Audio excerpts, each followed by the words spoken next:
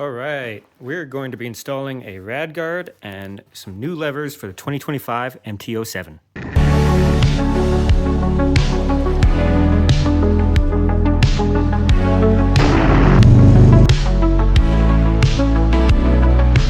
So, starting with the product.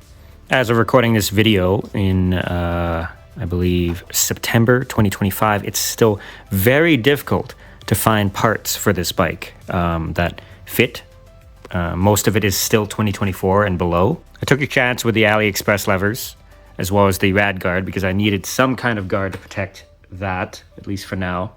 So I haven't opened the Rad Guard yet. It looks pretty flimsy, but we'll see. I have opened the levers. I wanted levers that matched these wheels. They're kind of a light blue Porsche. It might not look like that on camera, but these, or over here, these are the ones I ordered. These are the ones I got. That's not quite the same. I know maybe the camera won't pick it up, but this is a much darker blue. So I don't know. I might have them powder coated, but we'll get them installed for now and see how they look. Same supplier, same vendor, cheapies. They seem to work. I have some on my Monkey here. I've had some on my old bike, my 800. So anything's better than these big old levers.